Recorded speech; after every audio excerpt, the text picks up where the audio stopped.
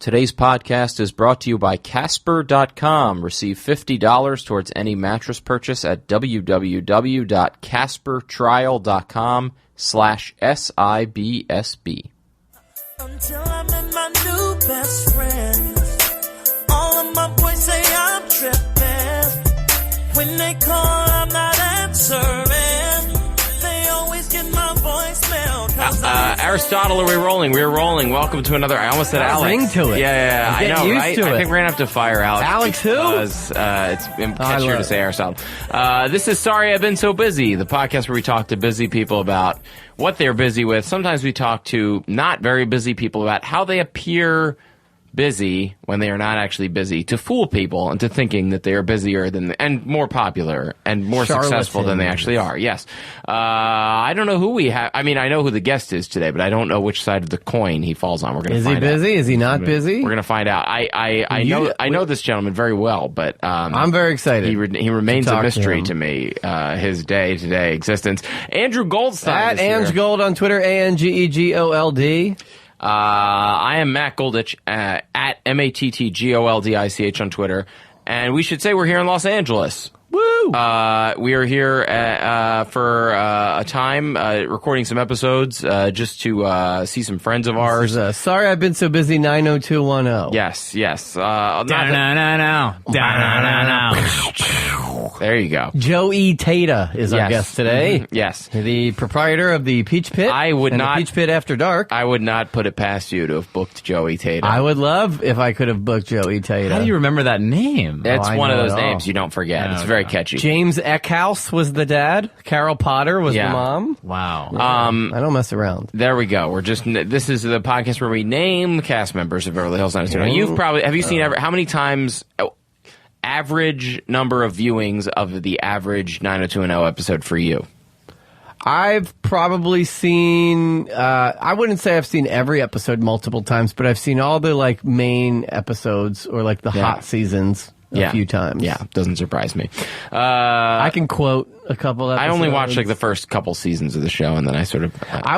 Jamie and I watched Riverdale, which is a CW show that they put on Netflix, and then we binge watched it. It was awesome. It's it's the Archie cartoons, but it's live action, and they are sexed up teens solving a mystery in a small town. Couldn't be less interested. Listen, here we go. No, but I actually, if I may, the reason I know I haven't been. You may. I haven't been introduced yet. Our mystery guest. We'll get there. Richard Spencer. You may. The alt-right leader. But I used to watch 90210 in my formative years. Yeah. And it was in middle school when you didn't know how to talk to girls and stuff. And I would always look at Dylan and be like, Dylan gets girls. So the reason I brought up Riverdale is that Luke Perry plays the father. Oh, really? Yeah. So there's a whole, because it's like 90210 for a new generation, but then Luke Perry's in it. How did talking to girls like guys on 90210 Well, here's the thing. I've always been funny guy, but he's not on that show. Because I was funny guy and I still didn't get girls, but he was totally quiet, aloof James guy. Dean. Brooding, yes. And I tried that, which did not work with my look or persona. Semitic people. Yeah. And then I just seemed like the autistic kid, the quiet. Quick. And then they made this show atypical. Quick 90210 my trivia, because you said you watched and you seem to be a Dylan fan. What was his outgoing, not voicemail, it was answering machine. If you called Dylan McKay and it went and his answering machine picked up, what was the message? Oh, I don't remember. Hey, this is Dylan. You know the drill. It's awesome. Did you take the sideburns though? Did you do the sideburns? I did. I still have them. You are kind of well, you're a swarthy gentleman. You're a longer sideburn. More clues as to who our guest is, but you're very swarthy. He's swarthy and brooding. Richard Spencer is not swarthy. No, so you not. could probably grow sideburns before the opposite sundown. of swarthy. I'm so swarthy, I thread my face over here, which threading is it's a very Middle Eastern face thing. When you take two threads and yeah, well they do that in New York, the salons. Yeah, there's Middle Eastern people in New York too. Yeah. The more it's mostly an eyebrows thing. Yeah, that's what I'm saying. You do it eyebrows, but to clean up over here, under my eyes, if I let my face go, You get like I would be invisible unless I like smiled or opened my eyes. you'd be one of those wolf boys. Yeah, I'd be a wolf boy. Yeah. Yeah. All right. Well, Except your wolf call would be you would ululate. You would. Yeah. this is the most I think we've talked to a guest before in introducing them. Oh, But really? We're gonna Okay. keep going. I'm sorry, I thought- no, I no, love no, it. no, no. I love it. I'll just keep asking I'll you shut not up. until I I'll know. shut up. Let's I'll just shut up. awkwardly wedge the business in here. Okay. Thank you. Is that how you told the first girl that you want Yeah. to have sex with her? Yeah. Like, can I awkwardly wedge my business into you? That was not smooth. That was not Dylan. That was more like Scott Scanless right before he accidentally shot himself. Yeah. Wiggling. okay. He's You should twirling the have tried gun. to be Brian Austin Green. That would have been a better move for you. Oh, Everybody knows totally. 90210. They can front like they don't, but even he knew Scott's. That's the first couple seasons. Yeah. So, Sorry I've Been So Busy is the podcast, at Busy Podcast on Twitter, the Sorry I've Been So Busy Facebook page, at Busy Podcast. Check out all the other Showbiz Studios podcasts, at Showbiz Studios on Twitter, showbizstudios.com, the Showbiz Studios YouTube page, and please, please, please rate and review us on iTunes. That's how we get noticed. And how we Showbiz Studios is the Showbiz. Showbiz. Studios, That's yeah. like the His- podcast production company. Yes. What percentage do they take of your podcast? They take 100% of the $0 that we make. You guys don't make any money with this? We're getting There's there. No We're ads. getting there. After this week at the We Nerdist, do have ads. We You do do? have ads. We do have ads. Yeah. And you're breaking even on the ads. We're getting Yeah, there. it's the ads are paying for the bottled water. That's why we have Arrowhead instead of Dasani.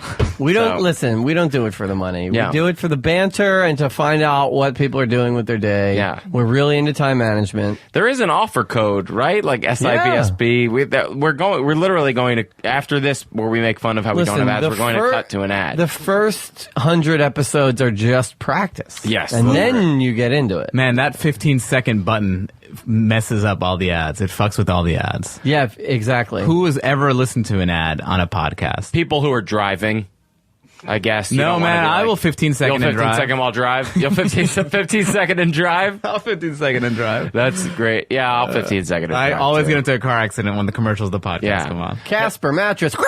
Do you guys listen on? I just got a Lisa mattress, by the way, Ooh. which is another one like the It comes Casper. with a vagina. I can't. Yeah, it's So- just it's a rubber doll. It's a regular- blow-up doll named Lisa. Yeah, that I sleep on. Yeah, I have the Lisa Turtle mattress. It's, well I'm waiting for you to. deliver the the Lisa, punchline. Lisa, and Colt Jam. There we go. Yeah. It's 3 mattresses.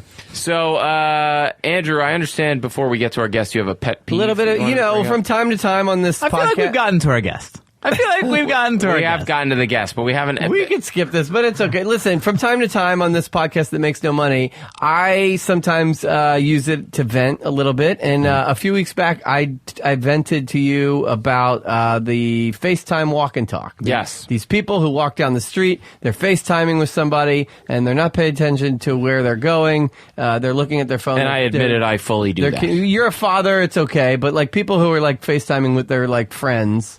And they're, whatever. So that annoyed me. I have since realized that I am also very annoyed by something else that people do that's basically the analog version of the FaceTime walk and talk, which is the read a book while you walk. Oh God, that's the worst. You ever see that? I hate those people.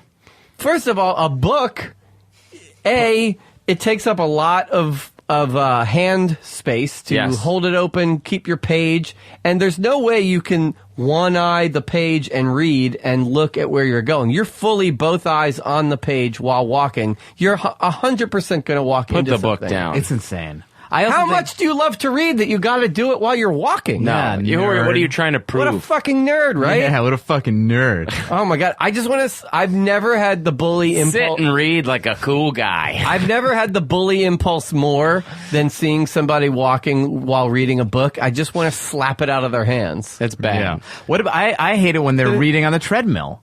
Like, how are you doing that? The words are just bouncing. The newspaper on the treadmill, the I don't book. get it. I don't get it either. I yeah. can't do it. Yeah. People and like people read. Girls always read like Us Weekly, like spread open. I don't get it. I don't. There- I don't see And how also they do it. treadmills. Run outside. I like a No, treadmill. I only run on the treadmill. I like a outside. treadmill. I only is run too the many treadmill, of the others. If you can read a newspaper while you're not working out hard enough, Like if you can read the article and no one's reading newspapers in CrossFit class. No, you don't see them doing the burpees. There's no CrossFit crosswords. Yeah, I'm doing suicides, and when I get to each line, I'm reading a passage of Shakespeare. All right, so that's my new. Yeah, it's like it. That's a good pet peeve. You should move to LA. That's you probably don't see a lot of people. I don't see a lot of it here. There's nobody maybe reading sides. Yeah, there's probably a lot of that. Yeah. Highlighting. A lot of people on the sidewalk, like, talking to themselves. That's why it's called the sidewalk. It's sides. People, sides walk. You guys don't see it, but I'm fist bumping right now. There you go. Yeah, he literally didn't see it. He avoided I was looking at Aristotle laughing. That's what I was doing. Aristotle. Big shoes to fill with that name. Are you named after the Greek philosopher or yeah, basically. What is the other Aristotle that would be named after? Onassis. He's still. The only other one I could think of was head of the class. There was a character named Aristotle. Not to be confused with Dennis Blunden. Wow, yes, or Arvid. Arvid Engen. I don't know any of these people. I'm so bad with actor names. By the way, you know Eric from Head of the Class is a very successful producer and director. Awesomeness TV. He's the producer of the movie Public Disturbance, which I just went to the screening of. Let's introduce our guest. We've learned so much about him. We got to take a quick ad break. I actually got to go, guys. So this has been really fun. Let's take a quick ad break, and then we're going to introduce our guest. For you, the listeners of Sorry I've Been So Busy, Casper is offering $50 towards any mattress purchase at Casper.com. This is something we talk about all the time on the podcast. Everybody's so busy. They don't get enough sleep. Their sleep is interrupted. They got their phone by the bed. They're checking it in the middle of the night. We're not going to change any of these things, so why not get a better sleep on a better mattress from Casper.com? To receive $50 towards any mattress purchase, go to CasperTrial.com/SIBSB. Again, that's CasperTrial.com/SIBSB for $50 towards any mattress purchase. We're back with our guest, and this guy is somebody... Fred Rerun Berry. Who I have been... I hope that 15-second fast forward worked faster than... I hope you rewind if you went too far, because you're going to miss this part. I always have to do that. The guest is somebody that I've been friends with for what? I want to say 15 years. Yeah, around 15, 20 years. Our friendship certainly deepened when I moved to Los Angeles, and then we've stayed friends since I moved back. Very funny comedian, actor... writer. You've seen him on Bajillion Dollar Properties on CISO. You've seen him on Kickin It on the Disney Channel. You've seen him on stage at the Laugh Factory and at clubs and colleges all over the country. But when they say clubs and colleges all over the country, this guy has done colleges all over the country. He's not lying. Hyperbole. Anything else I'm missing? I don't know. Dan Ahdoot is here, everybody. Dan Ahdoot. Hello. Yay. Aristotle, clap. You're the only one. Yeah, he's doing a polite golf clap. Okay, thank you. How many colleges has Dan Ahdoot performed at? There was a time when I was numero uno in the country. Yes, you were the for number about one 3 years in a college row, and I was doing about 150 schools a year. That's insane. Yeah, it was nuts. I was doing NACA conferences at the same time. I would go and I would perform. In fact, I think I actually I was in the studio years ago doing Pete Holmes' podcast, and we talked about NACA conferences, and you were sort of the example of like the number one like person. Like you would go, like I would go to the conference, which was like you would go and you would have to pay to go to the conference, and then I would book like maybe 2 or 3 gigs to like basically reimburse myself the cost of going to the conference. And you would go to the I was good at getting the conferences. You would go to the conferences and you would crush, and you would get tons of college gigs. I think it's a very specific type of comedy that works at that. And you kind of have to know how to play that game. Yeah. And I feel like for some reason I knew how to play that game. It was also a time where it was like everyone was like, we need to bring a non-white comic to our school. Yeah. And so, I'd put a lot of bronzer on and let the hair grow out. I went thread for a month. You're upbeat. You can be clean. You're clean enough, but a little saucy, a little edgy. But you're also smart. It's a rare combination. Wow, it's a rare combination to have, and that's what does well diverse. at colleges. And I'm diverse. Thank you, guys. This is great. If there's any colleges, do colleges listen to the Do you podcast? still do them? I'm doing one tomorrow. You are? Yeah, UPenn. Oh my God! You're flying across the country to do Penn. That's great. No, it's all on FaceTime. You're doing. It's a TED Talk. I did do a show on FaceTime once, by the way. What? Yeah, I was booked at University of it was a school in Virginia, and it was a crazy snowstorm, and I couldn't fly. They canceled the flight, and I was on the phone with the student activities person. I was like, I wish we could just FaceTime the show. And then Kate, our agent, calls, and she's like, did you say you would FaceTime a show? I was like, yeah, like flippantly. She's like, they want to do it. They'll get a projector in the auditorium, and they'll pay you the same amount of money. I was like, let's fucking do it. You're like, can I do them all that way? Yeah, seriously. I was literally like, this might be a cool business idea. But I did an hour show in my living room on FaceTime. You're basically a YouTube star. Like, that's essentially what YouTube stars do. Yeah. I mean, I was a YouTube star for a live audience. And there was like a delay, so I couldn't really be that reactive of everyone. But like the half of the show, 3/4 of the show was like, isn't this crazy? Were you sitting in a chair or were you standing? How did you? I was standing. I set it up. I could have been in my underwear and they wouldn't know. Physical act outs I did. I was talking very slowly because like, you know, I don't know how. And they paid you the full amount? Full amount. No travel. Amazing. Right. Full amazing. Amount. It was crazy. That, you know, and, but did you do like some of your like a lot of your normal? Yeah, I did. I mean, there was another comic on the bill who was there, and it was me and him, and apparently I did better than he did. That's amazing. He lost out to a guy on FaceTime. Honestly, it was the novelty of it that I think people were very excited about it. But, it was an experience. You and I did a couple colleges together. Yes, North Florida or something. We did something in Florida. Did we do any of the conferences together? We must have. Yeah, I'm sure we did. This was just Dan's long-winded way of saying that he's a big star on chat roulette. Yes, he is. Oh my God, he love he chat tries roulette. out bits on chat roulette. Have you actually ever been on chat roulette? Many times. It's very fun. Is it still in existence? Once I had a very saucy experience with chat roulette. It was me and this girl.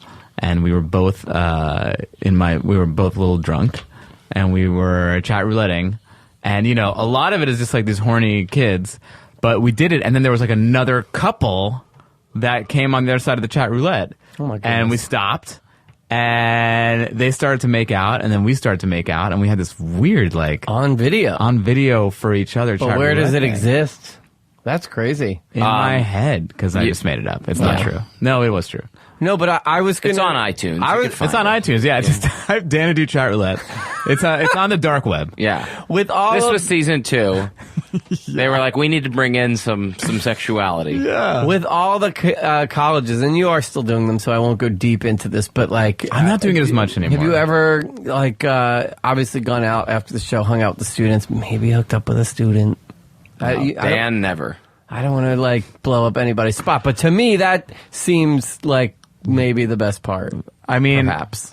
It's funny because it's an interesting dance that you know, the only reason anyone gets into stand-up comedy is to get girls. And you're suddenly getting to these the only reason any guy gets into Yes, any guy. Not only. You also want to meet... Unless you're Cam and Rhea. Yeah, sure. That's true. They like to hook up with girls. Maybe we should delete some this of part. It. Some guys... I got into it to meet dorky guys in the back of a comic store. Yeah, this is it. Yeah. With egg crates all right, over. we'll skip that question. No, I'm not. I don't want to skip it. Yeah, but you know, it's funny. You get into these the shows, and they're like, you shouldn't hook up with students. And it's very difficult to do because you're suddenly trying to make up for all this lost time of being a dork, you know, pretending to be Dylan in school and not getting laid. And now you're suddenly on stage. The short answer is yes. I did hook up a bunch. It got me in trouble a couple times as well, where like the people found out, then the agent found, and then it was like a whole thing. Well, but now I'm too old to do that. I was always glad that I was always. I started doing colleges basically right when I started dating my now wife, and I was glad I was never in those situations because I never wanted to hang out with the students afterwards. Right. There were a couple times where I was like, they were like, "Hey, come out like to the bar with us," and like I went, and I was like, immediately, I was like, I do not want to be here. I just want to be back in my hotel room right now. I can't imagine. It's a different world. It must be a different world right now because you have Instagram and you can DM people. Like this was like you'd have to like hang out after the show. Like, does anyone maybe hang out? But I can't hang out. But maybe like you have to speak in code. But those days are. So you'll be at the Penn Hillel tomorrow night. I'll be at the UPenn clocking hose at the Penn Hillel. Yo, what up? Bring my circumcised dick cross country. Yeah, buddy. Did we meet at the old Boston Comedy Club? Is that Probably. where we met? That's where I first saw you hosting shows and Really? stuff. That or the Cellar. No, it was not the Cellar. Yeah, it was Boston. Yeah, that was Old Faithful. I love that place. Because I won a comedy competition there, and they were like, "Oh, you get 5 spots on the real show," which they never came through with. No, of course. I maybe got like 1 or 2, and I think you were the host once. Really? Was I good? Yeah, you were great. I wish these little seminal moments you could go back to and see what those were like. Oh man, so along that note, we just moved, and I finally used it as an opportunity I transferred all of my old VHSs to DVD. Oh, cool. And so I literally just got all of my bringer tapes from 2001 to 2003 on DVD. No way. Yeah. On one DVD? No, they're all on different DVD. It's a Time Life collection now that you can order. But this was an era where I actually, to be honest, most of the material is not embarrassing. The look and the haircuts and the clothes are humiliating. Yeah. But I thought I would be more embarrassed by the material. Should I tell him, or should you tell him that he looks exactly the same as he did? You have nothing. No, I had the spiky gelled hair. The clothes were way too big for me. You went through the shaggy hair phase. Yeah, there was a lot of bad haircuts. Yeah. I remember when you got.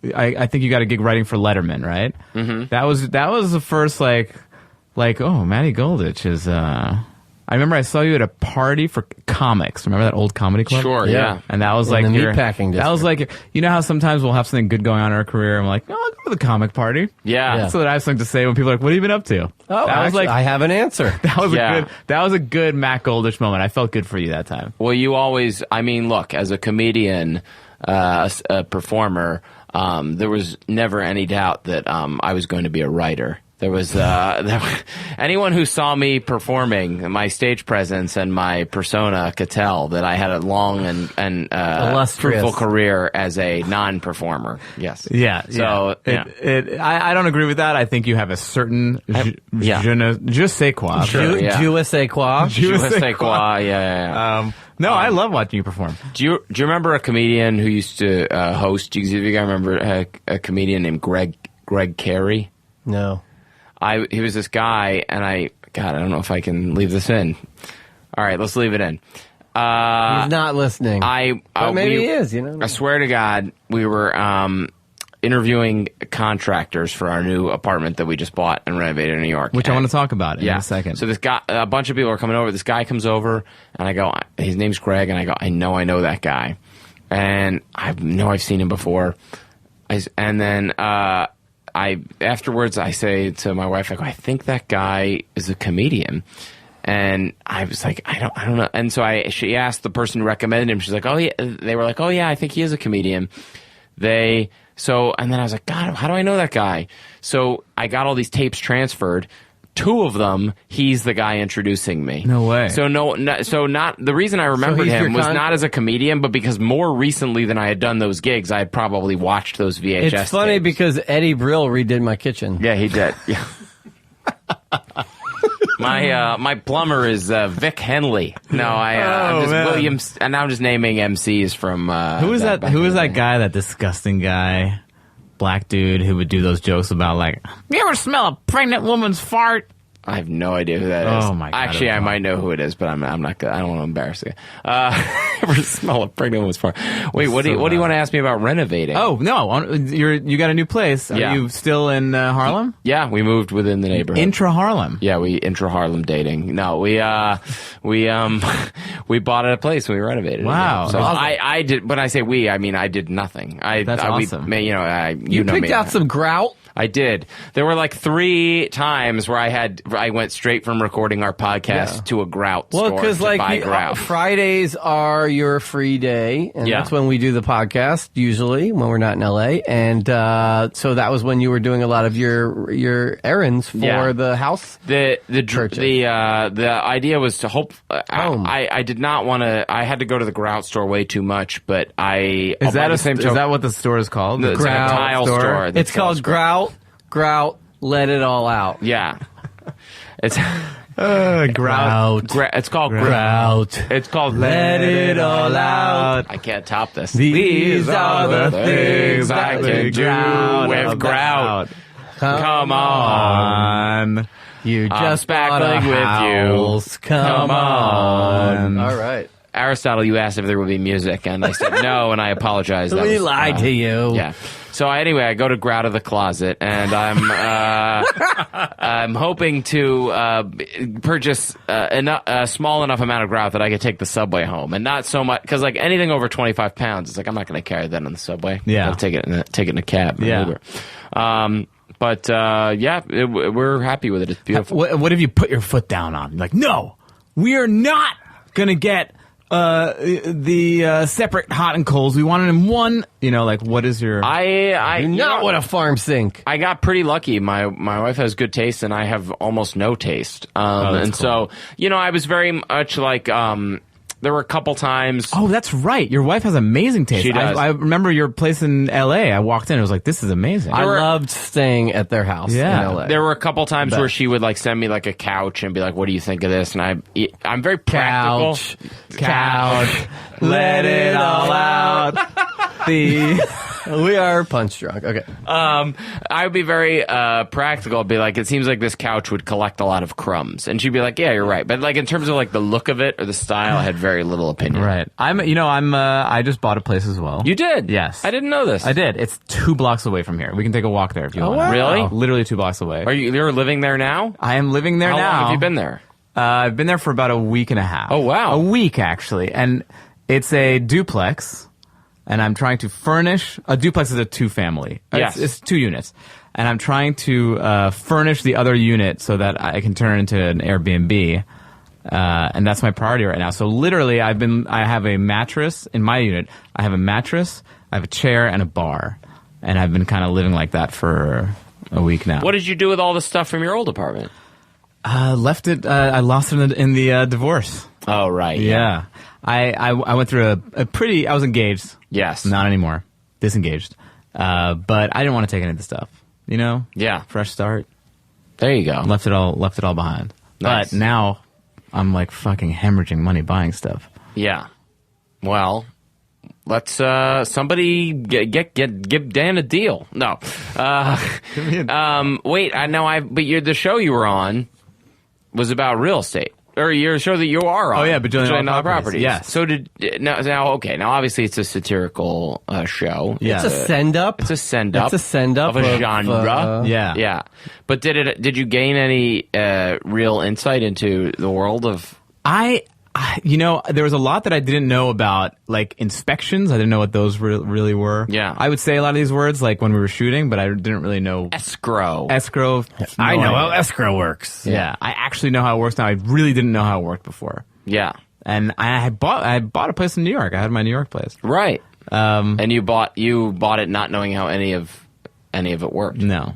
And lost a considerable amount. No, I'm just kidding.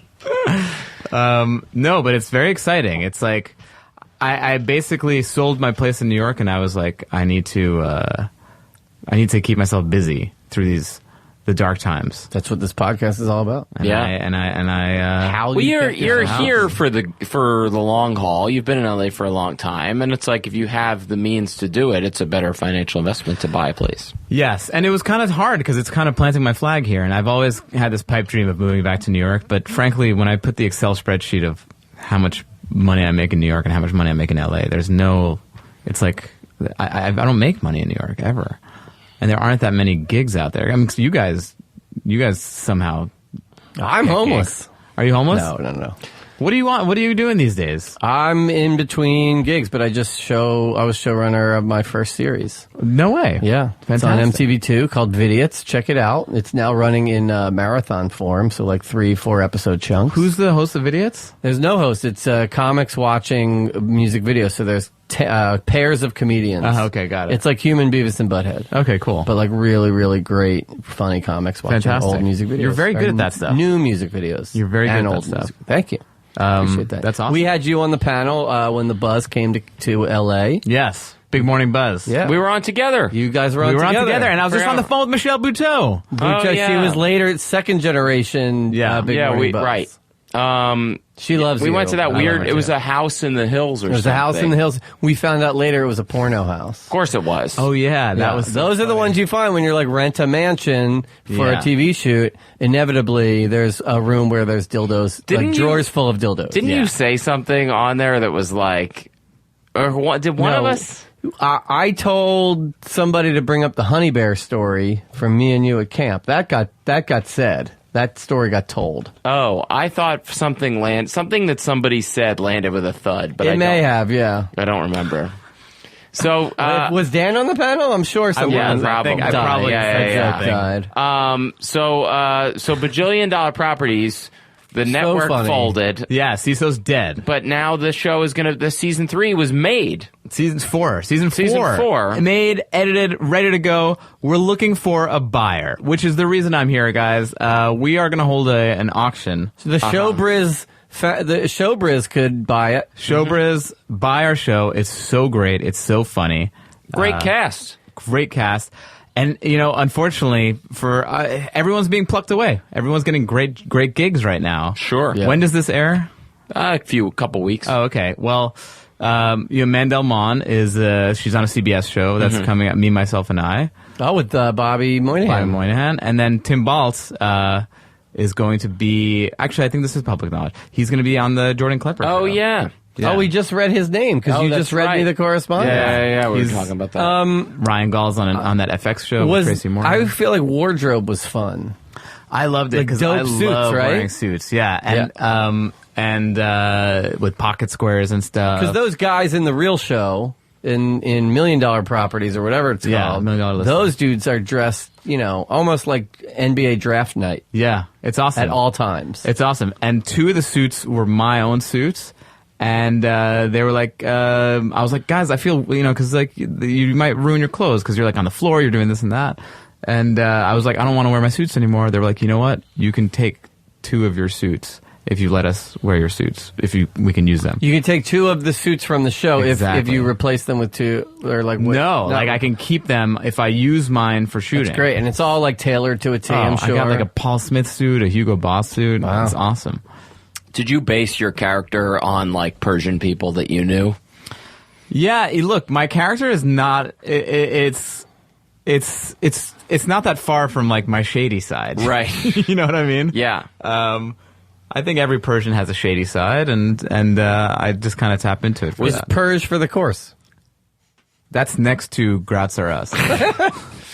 Was there a lot of improv? Did you do a lot of improv? Yeah. I don't like your tone. I don't like your tone. I just like asking. I actually am genuinely curious about that, but I also like asking it in the tone of somebody. I understand. Knowing, yeah, I'm gonna say it's like almost 85 to 90% improv. I don't even know. Did you ever do improv? Did you? Because I only knew you as a stand-up, but like I was doing improv in New York, like on the side. It was like one of those like, let's see what's gonna hit. I did stuff at the Pit. The People's Improv Theater, which is an amazing theater, but I kind of wish I had done UCB, because back then, if you had done UCB, like, it was like, let's make you famous right now. Yeah. Instead of what happened to you, which was let's go do 200 colleges and bang a bunch of college Hey, Papa Booey. Pull out. All right. We are loopy right We're now. loopy. And I like it. You're right. A little window into our day. We've done 5 in a day. One of the day. I wonder, is this the record? Do we hold the record? As the listener, you'll only hear 1, but we've done 5 in a day. hours of talking to idiots. Yeah, I don't understand. Really great. Imagine people doing like you morning said idiots radio before we started. Idiots is the show I produce. Oh. Imagine people doing morning radio, doing like 4 hours every day. That's radio. That's why they're so talented. Mike and the Mad Dog. Mike and the Mad Dog. Rush Limbaugh. Rush Limbaugh. All my idols. So talented, Rush Limbaugh. Imus. Yeah. What's the guy, the InfoWars guy? Oh, Alex Jones. What a broadcaster. Yeah. You look like a handsome Alex Jones, by the way. Has anyone ever told you? Wow. Did you see the video just recently of him running? Seattle? Where he ran after the guy who like heckled him on the street? Come here, you liberal pussy, come here. His run was the best. His run was so good. Yeah. He's jacked, Alex Jones. He takes all those like Alex Jones InfoWars supplements. By the way, promo code busy for the Alex Jones supplement. Yeah, and Goop also. You can go to Goop. And what else can we say to get Dan in trouble before we talk about his day? Anything else you want to do controversial you want to launch into? Well, you were the voice of a Nickelodeon character. I was the body and soul of a Nickelodeon character. It was live action. Oh yeah, I knew that. Was it Nickelodeon? No, it was Disney. Disney, sorry. It was Disney. I got all of that wrong. Same. We don't all look the same. You are Falafel Phil. Falafel Phil. Kickin' It. I was Falafel Phil. Beloved by sick children everywhere. Breakout star. You know, the Falafel Phil story is funny. I had done all the colleges. Yeah. And then I finally got the Montreal Comedy Festival. And I went and, like, my class, the New Faces class was amazing. It was, like, me, Pete Holmes, Rory Scovel, Moshe Kasher, Crystalia. Like, it was a crazy... Yeah. Kumail was in it. And, like, everyone was, like, getting all these crazy things. And I got the Tonight Show off it, and I did the Tonight Show, and I moved to L.A., and, like, the first audition I go on, my manager's like, just, it's not... And I'd met with networks, and they're like, we want to make a show about you. I'm like, great, this is awesome. And my manager's like, the first audition he sends me out on, he's like, I just want you to meet the casting director. It's not a show that you need to do, but it's a Disney show. I'm like, I don't want to do Disney. He's like, just go do it. And I look at the sides, and it's for a character named Falafel Phil. And I've always prided myself on never doing, like, Middle Eastern theme show, like the Camels of Comedy, right? Yeah. So suddenly I'm, like, doing a Falafel Phil voice that sounds like this. Hello, kids, how are you?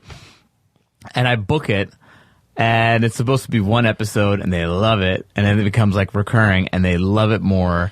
And I keep kind of getting bamboozled into doing it. And then I was, like, locked in, and it became the breakout star for 4 years. And the crazy thing is, like, if you were an adult who did not have children, you could easily... You're like a huge star among a certain age range / demographic, and yet there are so many of us that would have never even known that the show existed or that you were like this massive. So in some ways you're lucky, and yet like I know people who it's come up separately with people with like 8-year-old kids where they like love the show, like love you, like it's insane. Like you're like a bigger star than like Tom Cruise to like to little kids. I have a bunch of friends who are very successful like screenwriters who know all these very famous actors, and they're like, dude, my kids don't give a shit about any of these guys, but when they heard I know Falafel Phil, they lost their minds. It's weird. I mean, it's. I don't know. I don't know what to think about it. It's funny because now the kids that were fans are like 18, and like I'll see like dudes be like, "Look at me weird," and I'm like, "Oh man, are they gonna clown on me?" Like how like let's say you see Screech, like you were a fan of Screech back in the day, but you're like, "Oh, it's fucking Screech." Yeah. But they're like very excited about Falafel Phil still. They're like, "Dude, you were fucking Falafel Phil." Yeah. So far it's okay. Good. I haven't gotten like girls are like, "I can't believe I just fucked." It hasn't, it's crazy, like, because the fans are about to get into some of the fans, if they started watching when they were 13 and we went 5 seasons and it's been over for a couple of years, they're like in their 20s. Yeah. What's going to happen when I get Falafel Phil laid? I don't know. I love it. Can you get... What would that sound like? Like a Tonight Show setup. Do you have weird things have been out about like doing an accent or something, or like I guess there's like this idea of like being Middle Eastern or really any ethnicity and like not wanting to do like a comical accent. But the weird thing is like if you were doing a character like grounded in some sort of like reality, like people really do have accents. You know what I mean? Like, I don't know. It's like a strange. Yes, but I mean, on a kid's show where everything is just amped up like crazy, and your name is Falafel Phil, and you have a pet goat, who cooks in your kitchen, and like, I mean, it was like a mainstream show, but like it sounds like a cartoon made just for Hebrew school, like. When you describe it that way. Yeah. I mean, it sounds like those like videos that were made for Hebrew school. I only saw like Holocaust videos in Hebrew school. Did you ever watch The Wave? The Wave was huge at camp. What's that? It was the one about the cult. It was where like it becomes, about the cult. it becomes the Nazis. Like Yeah. it turns into. It's an allegory about how Nazism spread, but in like modern day with a cult, and it's called The Wave. Really? Yeah. The other one we always watched at camp was the TV movie about the raid on Entebbe. The raid on Entebbe. Yeah. You gave them knives. That was like a legendary thing at camp. Yeah. I was not allowed to go to Jew camp. What? Why not? Because Persians are very paranoid that everyone wants to bone their kids. Like that, they I don't know. They think they have the hottest kids. You are the true, sexiest of the Jews. I was Yes. a pretty sexy kid. Yeah. I was a highly non-sexy kid. If you were going to molest a kid, I would be the last one. Yeah. You wanted to get your paws on. Yeah. But they always think that someone's going to wade molest. through all that eyebrow. Just imagine what the pubes look like. I know, right? This got weird. It's all good. It's all good. As a kid, what were your pubes like? When did they come? I don't know that I'm not an exceptionally hairy Persian man. My back is completely hairless. Mm-hmm. Yeah, My ass has a little bit of coverage, but nothing crazy. And like my chest is fine. My face has it's excited. Well, you thread, Yeah. so you're I good. thread it though. I keep it at bay. Yeah. Yeah, not soups hairy. What's That's a first for the podcast. not soup Not sorry. Well, you soup probably do a lot of sorry. manscaping, I'm guessing. No, I don't do a lot of manscaping. I mean, the balls and that stuff once in a while. Yeah. I should do more than I do. Yeah. You know? Look for that YouTube video. There you go. Dan Ahdoot manscaping What does that tutorial. For that on What does that sound like? chat room. Wait, what does it sound like when Falafel Phil manscapes? I'm kidding. Man. The other funny thing about Falafel Phil, when you said you had a pet goat, because wasn't My Pet Goat the book that George W. Bush was reading on 9/11 when the towers fell? Oh, I think we're starting a conspiracy theory that Falafel Phil Falafel Phil, was the ninth thought hijacker. They told Falafel Phil not to go into work that day. He got a phone call. Wait, also on Passover, one little goat my father bought for 2 zuzim. Oh yeah, there's that. What else? What other goat-related things can we talk about? I don't know. Have you ever eaten goat? Yeah. Like I have not. They I like goat cheese. the Caribbeans like the goat. Yeah. like goat meat. jerk goat and stuff. Indians eat goat too. There's like goat vindaloo and yeah. Indians. Have you eaten goat? Yeah, I love goat. You're a big foodie. I'm a huge Have you foodie. eaten a lot of weird things? I have eaten a lot of weird things. Yeah. Yeah. I think, I'm trying to think of the weird, I had that, the cod, sperm at a sushi place. Ooh. Oh.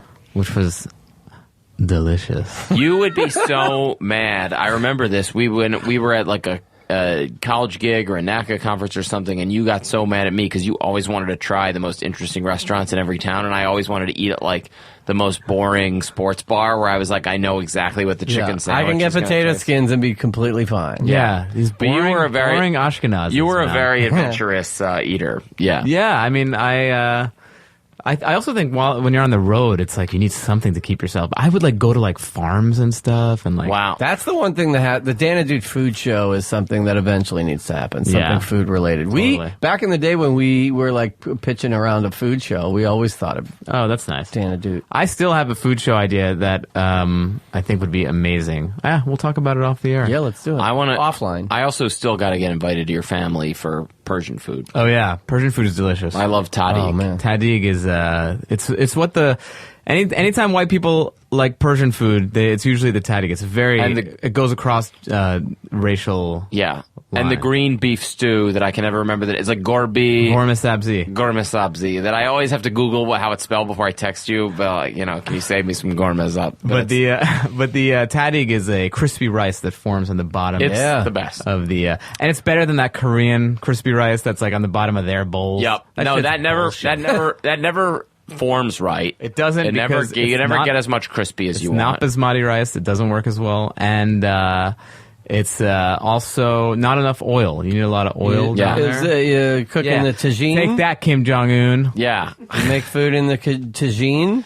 No, that's Moroccan. Moroccan. All right. I will take Mahmoud Ahmadinejad's crispy rice over Kim Jong-un's any day. Yeah, but the Axis of Evil's got some good crispy rice They game. know how to nail the crispy rice. That's true. Yeah, say what you want. Say what you want. Say what you want. Say what you will about the axis of evil. They know how to make a crispy rice. Wait, what was the third axis? Iraq? Yeah, Iraq. Not anymore, I've never. I don't know if they have a crispy rice. No. Iraqi food. Iraq. What do they eat? I don't even know what they eat. Toppled statues. Yeah. Let's talk about Dan. American Army rations. Yeah. Let's talk about Dan Ahdoot's day. Let's get into your day. Did you have a day this week that was particularly interesting, or what's a typical day in your life like? So I've been drinking a lot. Like what? Brown liquor, white liquor, beer, wine? Well, this is so... Goat's milk? I'll drink wine so I went to Gay Paris recently, and I got a real hankering for the vino. Yeah, buddy. You went on an Eat, Pray, Love solo trip to Paris. I did, shortly after my breakup. Yeah. Went for 2 weeks. And I was drinking 1 to 2 bottles of wine a day. Wow. Yeah. But it was like, spaced out. Sure. Like from 2 o'clock till 3 o'clock. 3 o'clock. Yeah, when in Paris, do as the Parisians do. Yes, exactly. Yeah. So I would say typically, okay, so you have to picture in my place right now, I just have a mattress and a chair, my clothes. So I wake up a little hungover. What time? Usually wake up around 7:30, 8. Okay. Then what I do is I get up and, I'll be on Twitter in the bed, on Instagram in the bed. Sure. I try not to do that. Roll and scroll. Yeah, you're not supposed to do that, though. They always say it's bad for you. I do it. Tim Ferriss says it's bad. Who's that? He's, you guys know the background actors in 90210, but you don't know who Tim Ferriss is? No. He's like a very famous podcaster. We wouldn't know. We don't study the craft. No. You're not students of the game. We're not students of the game. We just do it. He's like one of these, he interviews like a Gary Vaynerchuk. I don't know who that is. Oh, is he like a Tim Ferriss? So he, I don't know. You're not supposed to have any. Does he have an offer code? He does. He hawks his own shit all the time. Yeah.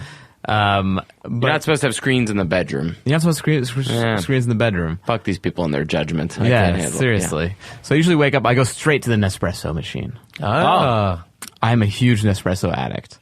And I wasn't always. I used to be a very big, pretentious coffee drinker. I would grind my beans with the right kind of grinder. I'd get the beans fair trade, fucking the plants were, they'd play Mozart for the plants, like the best coffee beans you could get.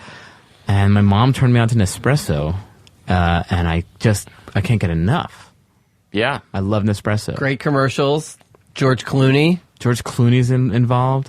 George Clooney, huh? He's got the Nespresso. He's got the tequila company. He sold the tequila company. Nespresso commercials are like the only American commercials that resemble Japanese commercials, where they have mega A-list stars talking, hawking their product. Yeah. But that doesn't usually happen in America. No, it doesn't. Except for The Rock and Siri.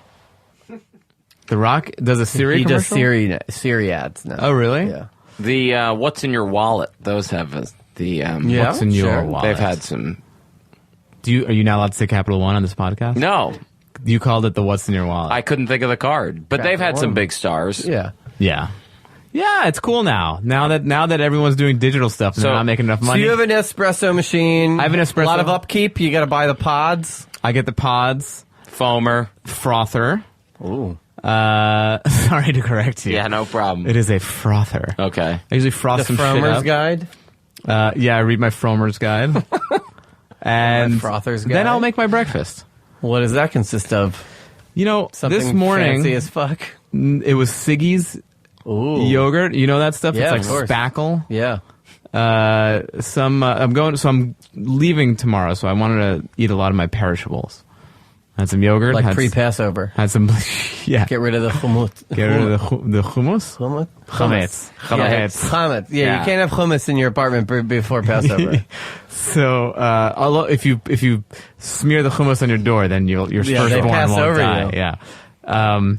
Then I go sit in my chair. That's all you got. I got my yogurt, my blueberries, put some chia seeds in there. Sure. So I have my cappuccino. I sit in my chair, and I'm a news addict. Yeah. So I will go to all the sites. I go to all the sites. I'll go to NewYorkTimes.com. I go to HuffPo. I go to Drudge Report. I go to the Times of Israel. Yeah, of course you do. I will. Then I'll go on Twitter. Haaretz. NRA.com. NRA.com. NRA.gov.org. Oh boy. Oh boy. And then, I mean, is this how nuanced you guys want this? Yes. Yeah. Okay, great. More nuance. Then I will go on Twitter. Back on Twitter. Yeah, back on Twitter. Constant cycle. News, Twitter. Yeah, a lot of news, Twitter, Sip Instagram. Nespresso, Sip news, Nespresso. Instagram, Twitter. And then today, then I did some writing. I did stand up or a script? I did a little bit of writing. No, I'm working on a pitch. I'm developing a show. It is that season. 'Tis the season. So I'm working on the pitch, and I worked on that a little bit. Laptop in the chair. Sonos speaker. I have one of those too. All right. I play jazz. You're that jazz guy. This gets to an interesting thing. Actually, you have been at both acting and writing, and you've sold a lot of. I mean this as a good thing, but there's a lot of you've sold things that never made it to air. Yes. Or like you've worked on projects that either like you shot them and they never aired, or pilots that sold that you never made, or pilots that you made that never made it serious. Which like I do wonder, like probably more so now that like there are like podcasts and the internets and like the internet and people outside of the business have more of an understanding of how the business works that they choose, but people may not realize like how much of a career you can have not doing anything. Doing things that never actually necessarily see the light of day. But but I mean, you can really make a living doing that stuff. It's a weird thing because on the one hand you must be excited to make a living, right? But then on the other hand, it's like, oh, it would have been nice if that thing... It's true, and I'm getting to the point right now, because I've sold a couple network shows, which are great because they pay a lot of money, but bad because your chances of getting made are very, very low. Yeah. Because there is so many other things involved, like politics. If you sell a cable show, you have a higher chance of it getting made. Yeah. But the money's not as good. The money's not as good. But I stick to network. I like the pace of it. I like the people in it. I've kind of made that my niche. But I'm at the point now where I'm tired of things not getting made. Yeah. Because you put your fucking heart and soul into it for 6 months. And it's like, actually this last one that didn't go was kind of a bummer because it was for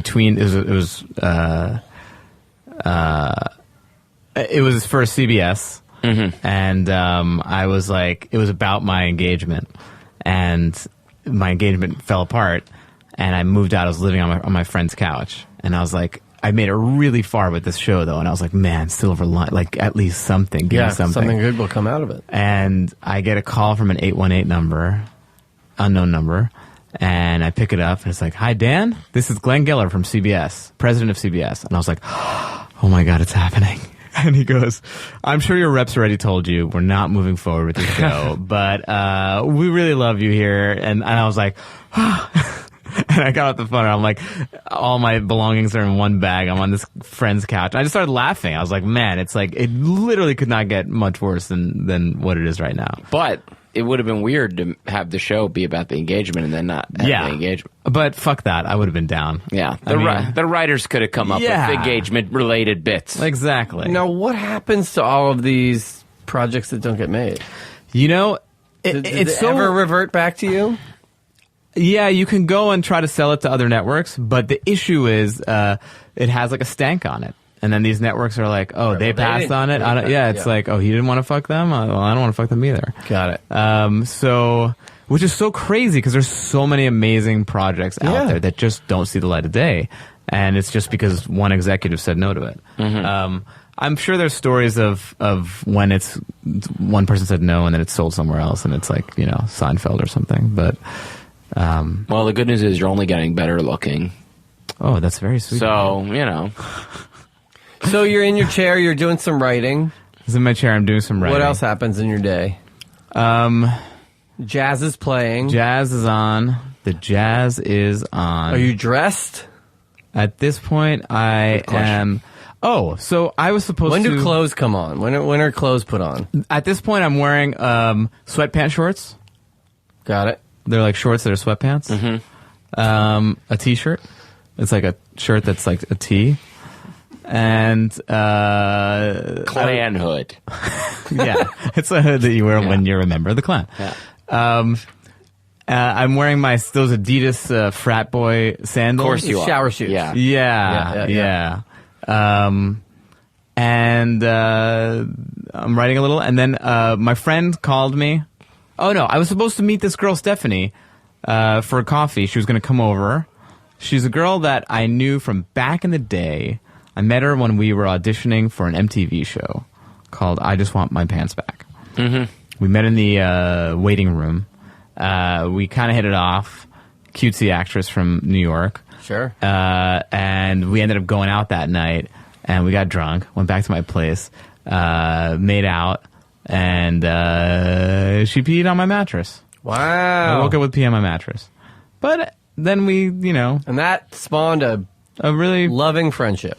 It didn't, but no, it sort of did. But then we lost touch for literally 5 years, and I'm at a restaurant like 4 nights ago, and she's the bartender. Peeing on the table. Oh, they hire her to pee on the table. It's like it's like a Benihana. It's like a nouveau Benihana thing. yeah. Niche. Yeah, it's very niche. It'll stay. It'll last. And then so we made plans. You? So we made plans. We're like, let's hang out. I haven't seen you. She's a delightful person, and she flaked on me today. Motherfucker flaked on me. Were you pissed?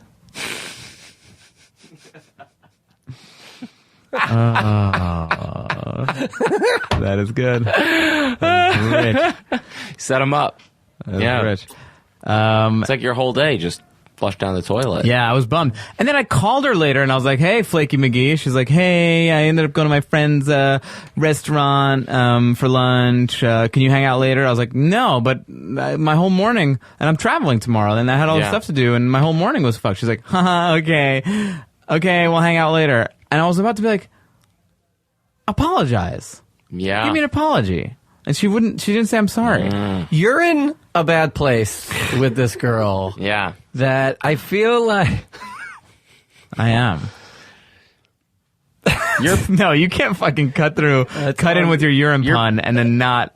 That's all I'm You're doing. PO'd. You're PO'd. PO'd. A little PPO'd. Yeah. Anyway, then I went to the screening of a film. Yes. Mm-hmm.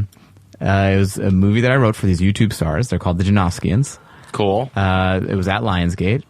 Very strange. I've never been to a screening of a movie that I penned, and it fucking sucks because you're like waiting. You're just watching the crowd and hoping that they laugh. Right. It's stressful. It's very stressful. Yeah. Because you're usually, I don't know, as a stand-up, I think you're usually in control of when they're not laughing. You can change gears. Yeah. But here it's like, Yeah, you can course correct. yeah, you can't with this, and it was a lot of anxiety, and I did not enjoy. I don't know. I didn't enjoy being there. It was cool. Did you have some lunch in there somewhere? Do you have another meal? Yes, Like a baba ganoush. I did. For those of you at home, the two white people are dying laughing that he said the word baba ganoush. It's a fun word. Just a big pile of baba ganoush. It's a fun word, Dan. Aristotle, what do you think about? Is Aristotle Greek? Are you Greek, Aristotle? No, I believe he's. What's your ethnic background? You're Mexican. All right. Yeah. Ooh, that's cultural appropriation. What is? Aristotle is not a Mexican name. He appropriated the Greek name, is what Yeah. you're saying. Yeah. Yeah. Are there a lot of Mexicans named Aristotle? No, huh? Yeah. All right, well. Why don't you say, if you say fajita, are you going to fucking bust out? What'd you have for lunch? What'd you have for lunch? It's not even close to as fun of a word as baba ganoush, unless you pronounce it fajita. Then it's hilarious. You know what's it kind of fun? sounds like vagina. Yeah, that's true. Okay. Listen, so then you came here? No. I did make movie? lunch before going to the movie premiere. I did. I fried 2 eggs. Oh. I took a handful of arugula, put that on a plate. And then I put the eggs on top of the arugula.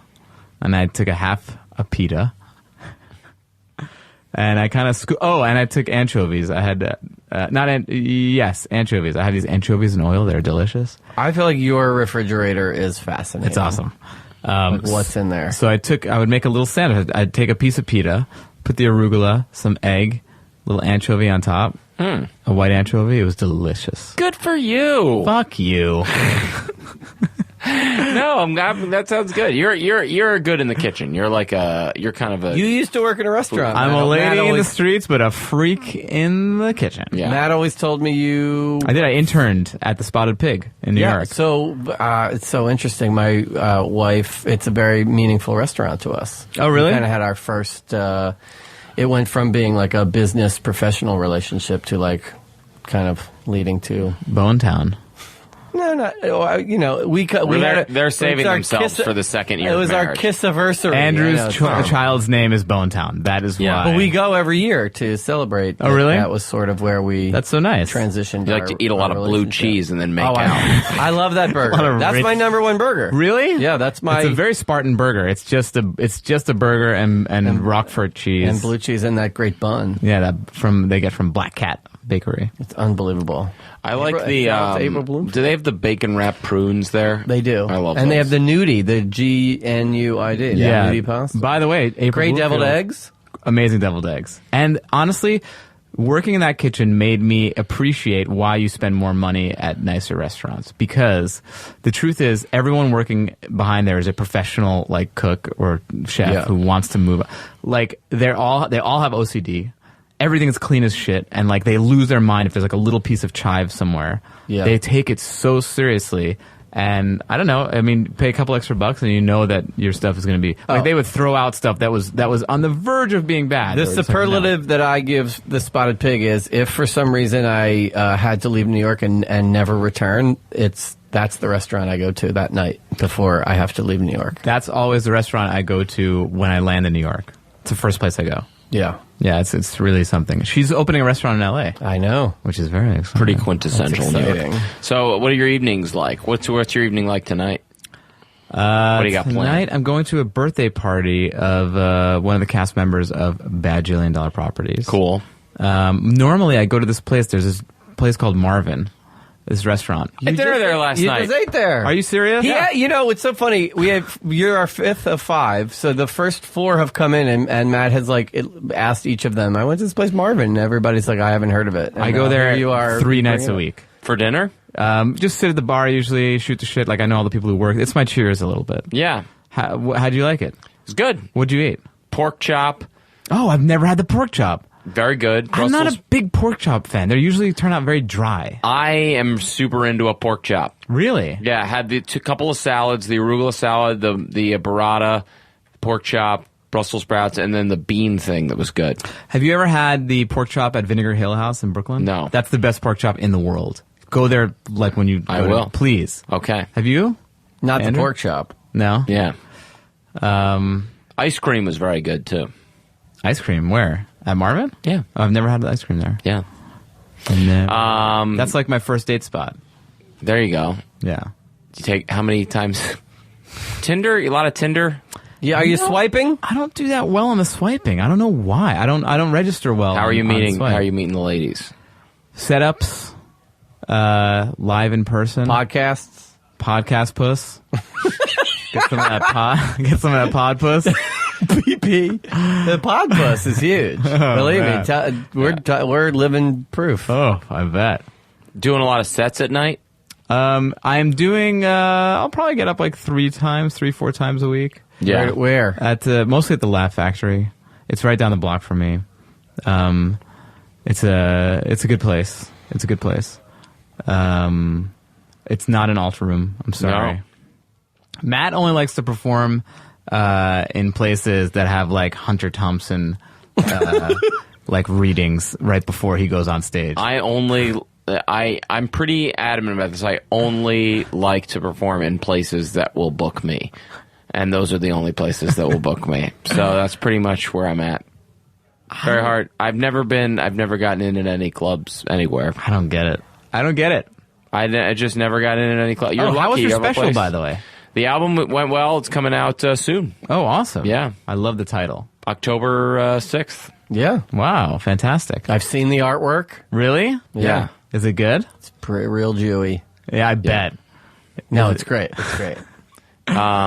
Yeah, so it's coming out next month. I went to the recording. It was wonderful. Yeah, I know. I wanted to come, but it's fun because like coming up together. Like I remember all the early jokes, which it's all in there. Yeah. So really? It was like nostalgia for me. Was Stamps there? Stamps is in there. It's basically the best 45 minutes I've ever written in my entire, over the last 15 years. I was going to call it 15 years, 45 minutes. That was going to be the title. Oh, I thought that was it. That's why I like the title. What is it now? We went with the Matt Goldich guarantee.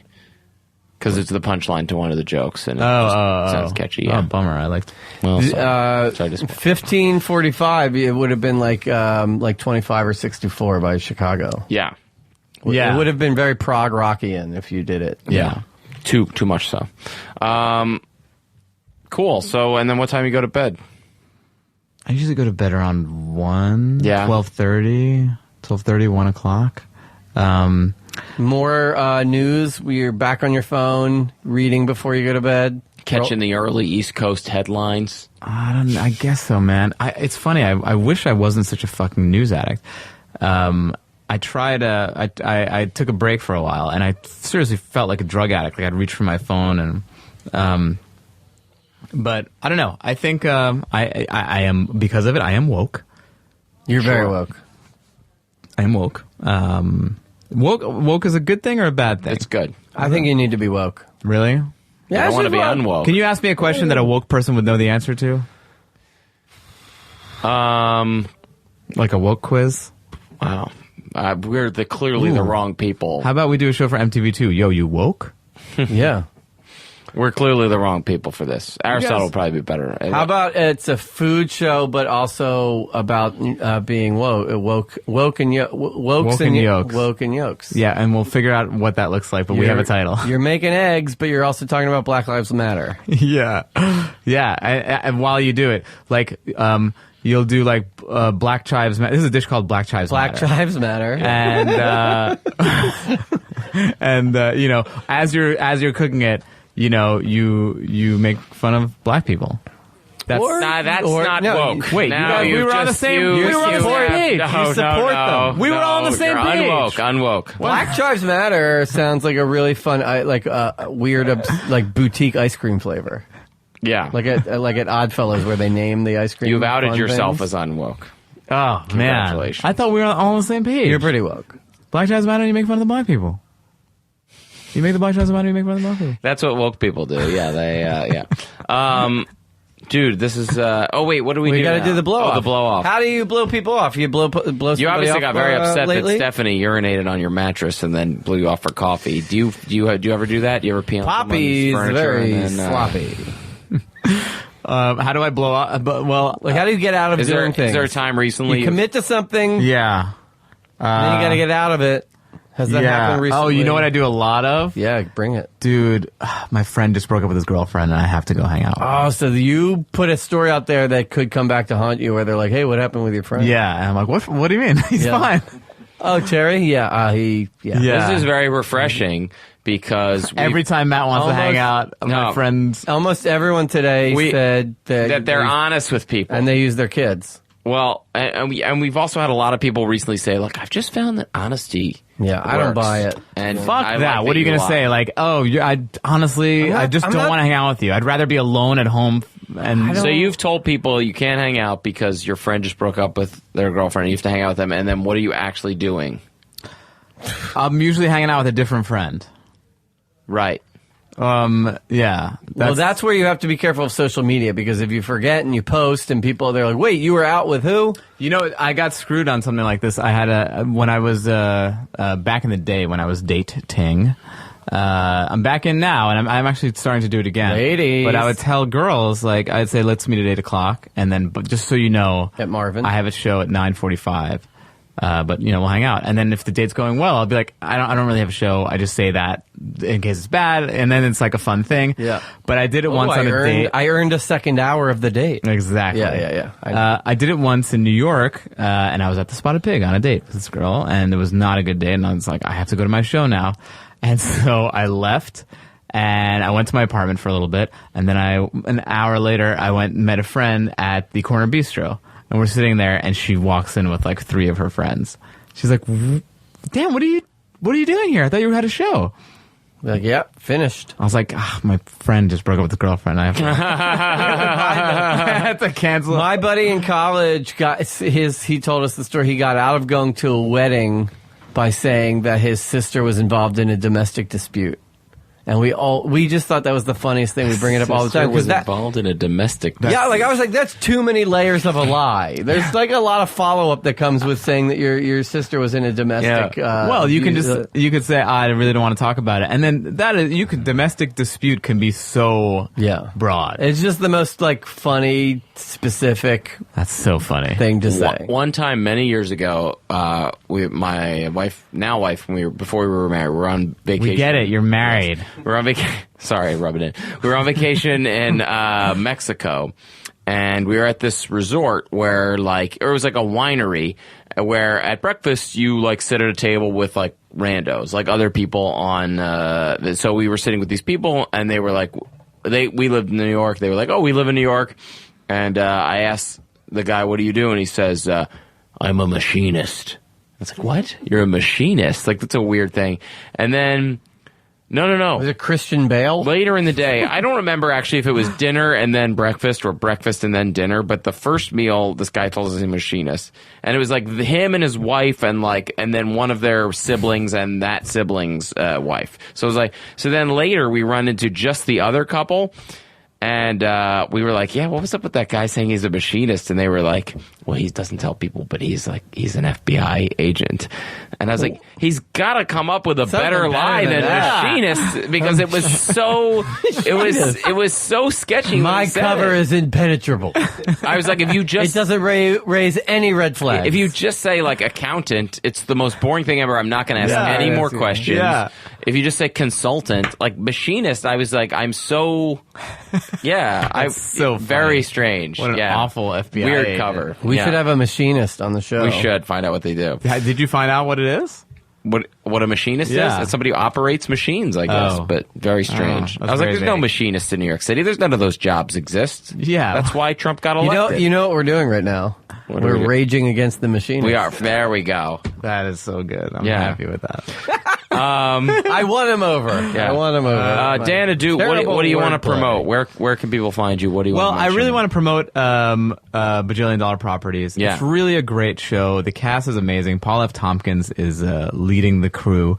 We have amazing guest stars, especially on season 4. But, we've had Zach Galifianakis. We've had the Sklar brothers, who you had on your show earlier. When will it be on iTunes? It's on iTunes September 5th. So great. So when this is out, okay. Check it out, Bajillion Dollar Properties, and it features 2 of Dan's actual suits that he owns. There you go. Yeah. Look for those. Also, speaking of, you should watch the show Suits. Yeah. While we're here. Just because it's good? Completely. Just because I wanted to segue. Nice. Okay. I worked on a thing with one of the Suits guys. Okay. They are very handsomely white in person. They're very good. Yeah. They're really good at law. I've never seen an episode of Suits, but apparently everyone in the world. A lot of lawyers like it. People like Suits. And you're on Instagram, Twitter. Yes, I'm on all the socials. Instagram, Twitter, JSwipe. It is at Stand Up Dan. That's Stand Up Dan. There you go. Oh, are we going to call Bill Weinstein? I think we ran out of time. Yeah, we don't need to. Yeah. For some reason I was worried we wouldn't have enough. Actually, we'll have to have you back. Can I end on a heartfelt note? Yeah, sure. I've transitioned into writing and pitching and all that, and it has been the highlight of my career. And the only reason that I've been able to do it is because of Matt Goldich. Because I wrote a script and no one was reading it, no one was taking a look at it. He took it, gave it to his cousin, and they signed me, and they've been Verve has been the best agency, and they've gotten me a lot of work, and have helped me successfully kind of go into this career, which I never thought that I would ever go into, of like writing and pitching shows. So thank you from the bottom of my heart. My pleasure. I'm happy to, you deserve it. So, yeah. I think Dan is our busybody of the week. Dan's our guest and our busybody of the week. There we go. Oh, is there a busybody of the week? We didn't have one. I'm too busy to watch. Well, but we hit it on the back end. Yeah, we hit it on the back end. The back end busybody. Yeah. It's a back end busybody. Dude, it's been such a pleasure. Thank you for coming. Thank you for having me, guys. Thanks, Dan, and stay busy, everybody. Voicemail, because I'm busy. Whenever I go with her, say I'm busy. And I'm going to hit you later because I'm busy. Busy with her.